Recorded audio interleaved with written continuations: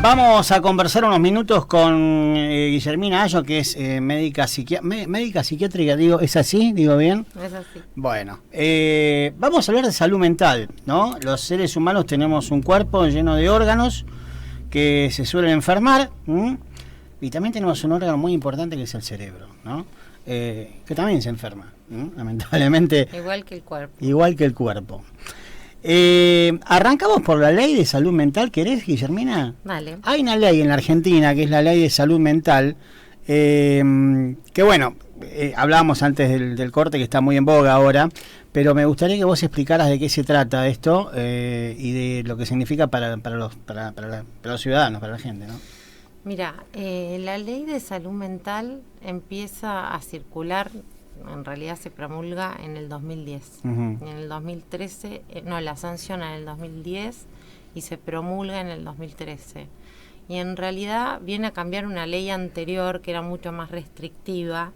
Y esta es una ley que, digamos, es mucho más progre y hace un corte transversal del estado de cada paciente.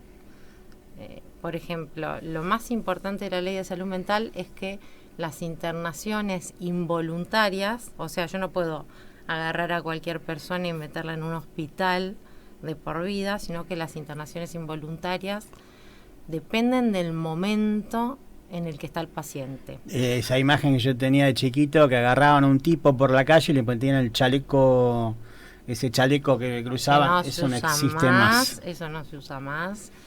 Tampoco se usan los chalecos químicos, que es impregnar a un paciente de medicación. Lo que se hace es, se solicita un informe interdisciplinario, eso también es un cambio, no es el psiquiatra el que ordena la internación. Hay un equipo interdisciplinario que está formado por psicólogos, asistente social, psiquiatra, puede haber enfermeros, o sea, agranda el equipo de salud mental. Enfermeros formados en salud mental, terapistas ocupacionales, musicoterapeutas. Pero bueno, por ejemplo, para internar involuntariamente a una persona, esa persona tiene que estar en riesgo cierto e inminente.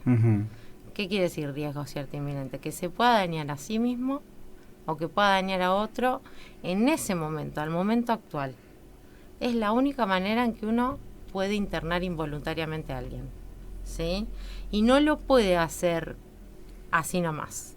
Hay que informar a un juzgado en el término de 10 horas, decir por qué esa persona tiene que estar con un allegado.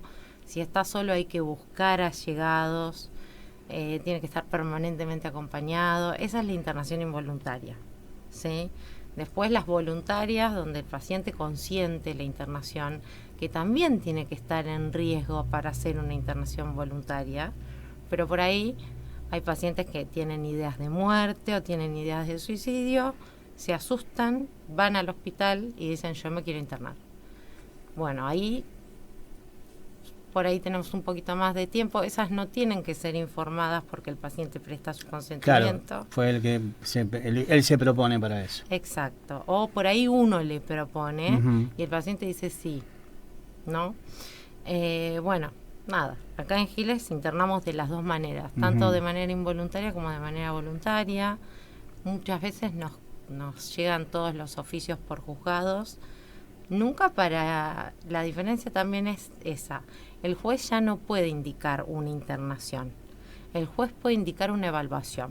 Por ejemplo, va una familia, tiene un paciente con una patología crónica de salud mental que se descompensa, van a un juzgado, piden una evaluación interdisciplinaria y ahí llega un oficio al hospital, se cita, o sea, a veces la fuerza policial tiene que intervenir, llevar al paciente al hospital, se lo evalúa y se lo interna. Ahora, recuerdo cuando sucedió el caso de Chano Charpentier, ¿no? La mamá de Chano se quejó de la ley de que no era posible pedir la internación por parte de un familiar, ¿no? Que ya no podía pedir, o sea, si el enfermo no aceptaba... Ella no puede pedir la internación, puede pedir la evaluación. El tema de las adicciones es un tema aparte, porque no es lo mismo una descompensación psiquiátrica de, por ejemplo, una esquizofrenia o un trastorno bipolar que las adicciones.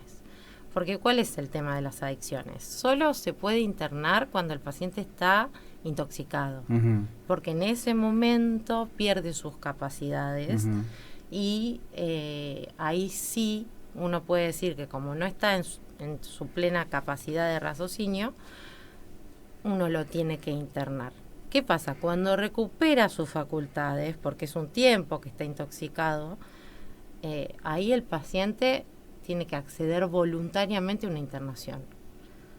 Ningún psiquiatra, ningún psicólogo, nadie está capacitado para prolongar una internación de un paciente con sus plenas facultades que no consiente la internación, porque eso sería privación ilegítima de la libertad. Mira. Entonces, esos son los cambios de la ley de salud mental. Es difícil porque cuando uno tiene un familiar que tiene un problema de adicciones, es un problema crónico. Obviamente. Y tienen muchos antecedentes de Chano, de hecho, tiene varios una persona pública, por eso lo sabemos, ¿no? Pero habrá miles y miles en la sociedad, casos, ¿no? Muchísimos casos, pero bueno, es un tema de debate. Yo creo que es un tema a tratar. Vos me contabas y me decías que la ley está muy buena, pero que no fue acompañada con una infraestructura necesaria, ¿no? Sabemos, por ejemplo, acá en el hospital municipal, que no tienen un lugar apropiado como para tratar este tipo de tipologías, ¿no? Todavía no tenemos sala de salud mental, pero además, por ejemplo, falta hacer un hospital de día para psiquiatría, después hay hostales, casas de medio camino, y después la idea de la ley de salud mental es reinsertar a la persona en la sociedad. Curarla. Para eso necesitamos talleres, talleres de oficios, donde la persona pueda... Curarla es difícil, sino que en realidad es rehabilitar y reinsertar. ¿Sí? Pero, por ejemplo, vos podés tener una patología crónica y tener un trabajo y vivir una vida normal tomando tu medicación, como si tuvieras hipertensión. Nada, todos los días tomas la medicación, vas al psiquiatra, trabajás, tenés tu familia. La idea es esa, la idea es reinsertar, y para eso se necesitan un montón de dispositivos. Yo te contaba que en algunos ámbitos de la salud, por ejemplo en Montes de Oca, en el hospital Montes de Oca, se está haciendo algo así, se hacen casas por fuera, se hizo un dispositivo afuera que es polivalente, que hay un montón de especialidades, donde el paciente va, hace su tratamiento ambulatorio, se va a su casa, se lleva su medicación. O sea, en algunos lugares se está empezando a implementar. Pero estaría faltando que vos me decías que no se puede abrir ningún tipo de establecimiento más. Monovalente. Monovalente. Monovalente quiere decir que sea solo de psiquiatría. Ajá. Lo que sí se puede hacer es abrir establecimientos polivalentes. A ver, cuando se dice que no se puede abrir un establecimiento monovalente, no son las casas de medio camino ni los hostales, todo eso hay que abrirlo.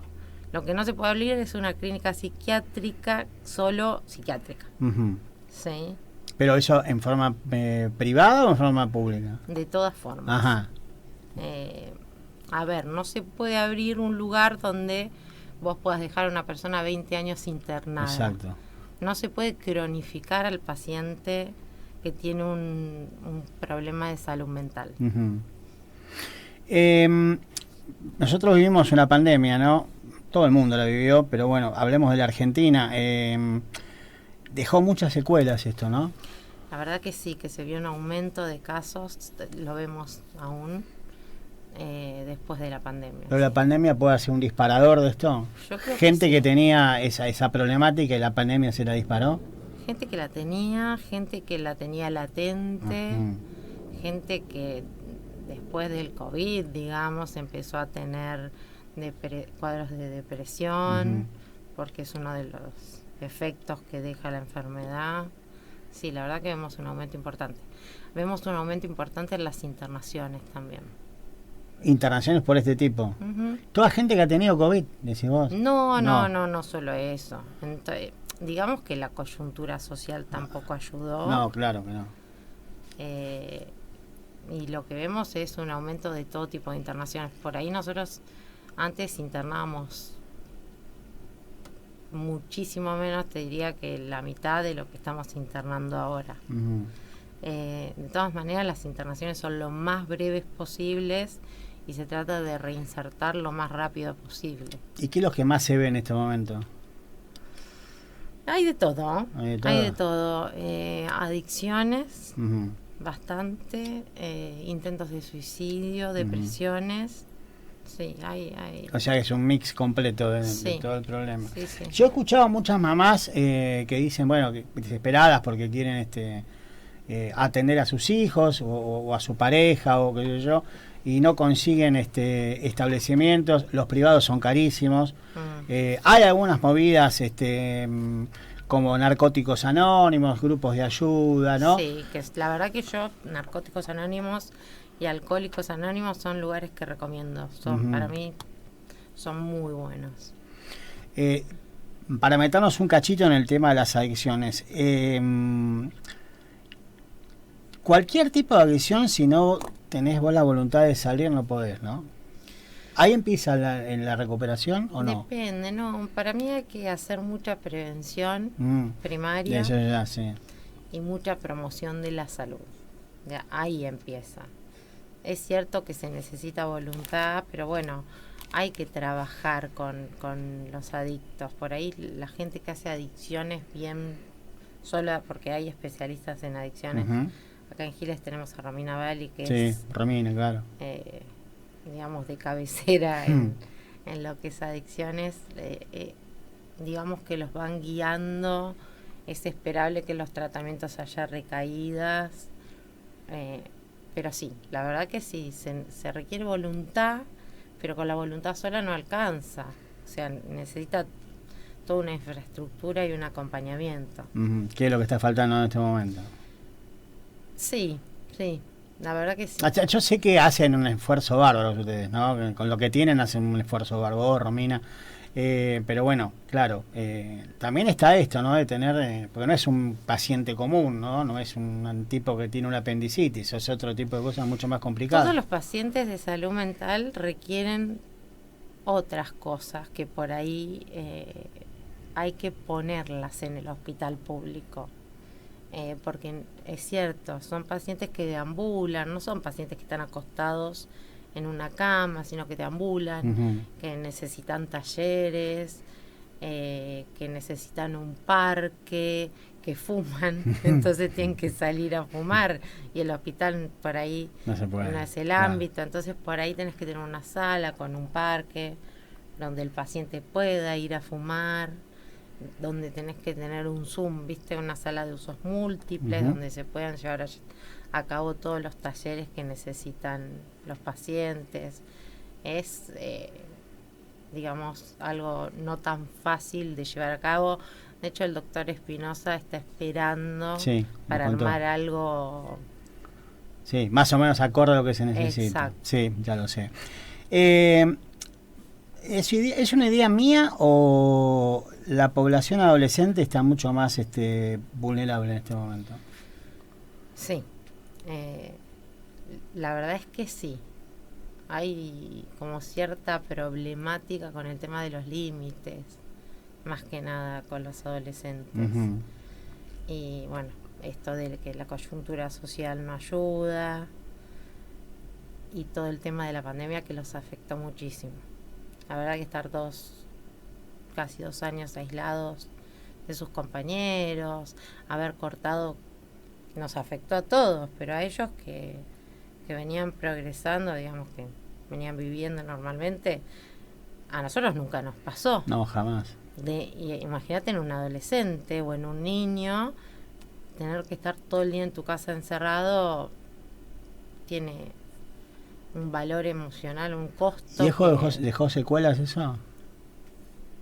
Yo creo que sí, pero bueno, es mi opinión personal. No, está bien. Nosotros cuando estaba la pandemia siempre lo decíamos medio a modo de broma y en serio, ¿no? Que había nenitos que habían conocido un mundo con gente con tapabocas, ¿no?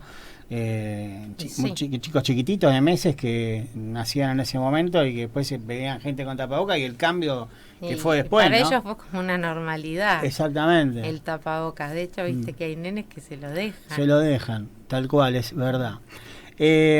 Pero esto de la vulnerabilidad de los jóvenes, una vez me dijo alguien me dijo, mira, vos no pretendas no pretendas interpretar el mundo de los jóvenes porque no lo vas a entender ni te van a dejar entrar, es su mundo. Por eso yo renego cuando dicen, no, pues ahora los pibes tanto el día jugando. Yo no creo que sea así. Yo creo que nada que ver con eso, que tienen otras vivencias diferentes a las nuestras, ¿no? Cuando éramos jóvenes. Y se toman las cosas de otra manera. De otra manera, también, sí. ¿no? Porque siempre hablamos Tienen de menos lo mandatos malo y no también, hablamos de lo bueno, sí, claro, de los jóvenes, exactamente. ¿no? De otras maneras de ver la vida, de otras maneras de manejarse. Tienen menos mandatos, me parece, ¿no?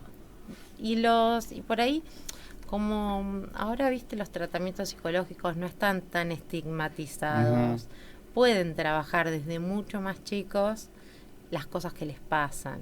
Y además hay una accesibilidad a lo que son psicólogos.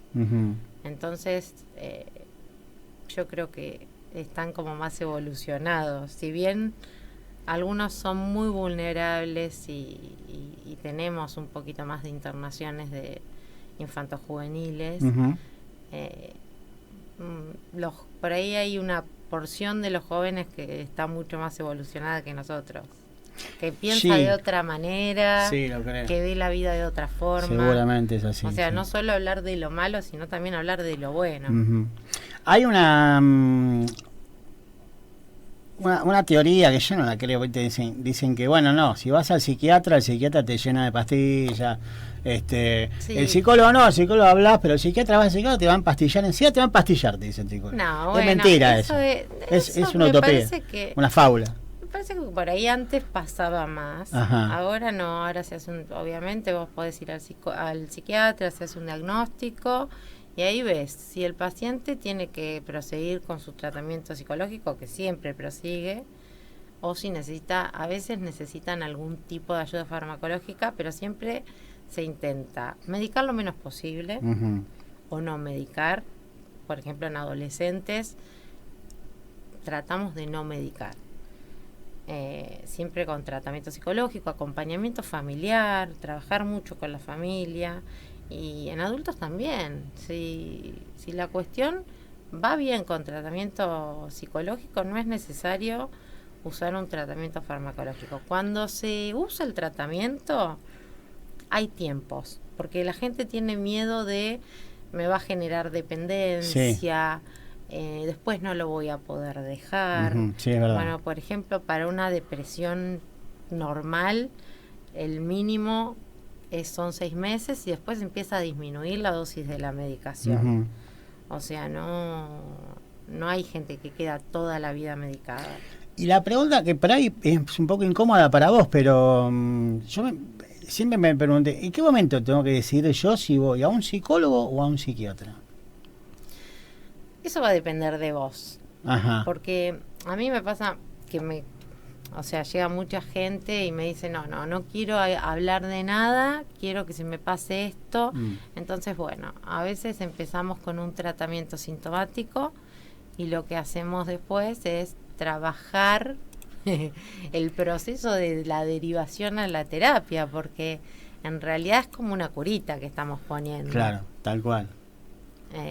Y bueno, después el paciente se abre y puede pasar al revés también. Totalmente. Hay pacientes que no quieren ir al psiquiatra y lo necesitan, y el psicólogo trabaja para que ese paciente vaya a hacer un tratamiento psiquiátrico. Y ya que hablamos de los jóvenes, ¿qué pasa en la otra punta de la vida? Cuando hay problemas, los adultos mayores. Y los adultos mayores sufren de los mismos malestares que el resto de la población. Hay cuadros depresivos, después la demencia también es un cuadro predominante, y ahí la medicación también es sintomática, y hay que manejarlo con mucha cautela, con la familia. Son pacientes polimedicados, así que hay que tener muchísimo cuidado siempre. O sea, cuando uno va a un médico, sea un psiquiatra o cualquier médico, hay que hacer un electro de control, hay que hacer un laboratorio, hay que mirar todo lo que se está tomando y que no haya interacciones medicamentosas. en los adultos mayores es igual que en el resto de la población, con estos cuidados que tienen que ser aún más grandes que en un joven de 20 y pico de años. Me imagino que durante la pandemia han sufrido tanto o más que los jóvenes, ¿no? Abuelos que no podían ver a sus nietos, que no podían salir a la calle por una cuestión de que no podían ir al médico. Ni ir al médico, claro, ¿no? Sí, la verdad que sí. Igual tampoco hemos visto un aumento como en los adolescentes en la tercera edad. Eso no lo vimos, pero o sea que los adolescentes fueron los que más estuvieron expuestos, sí. ¿no? Yo creo que sí, pero más que nada por lo que implica ser adolescente. Sí, claro, ya es un conflicto ser adolescente, ¿no? No, y lo que implica, vos tenés un grupo de pares, sí. Tenés que salir, tenés que ir al colegio. Bueno, todo eso se vio impedido, obviamente por una cuestión de fuerza mayor. Pero sí, yo creo que afectó un poco más a la franja de los adolescentes. ¿La medicina psiquiátrica evoluciona como la medicina normal o siguen leyendo a Freud, basándose en Freud? O en Lacan. ¿No? Por lo menos... Viste que está, Freud, que sí, eso es psicoanálisis. Psicoanálisis. Vos tenés muchas ramas en la psiquiatría.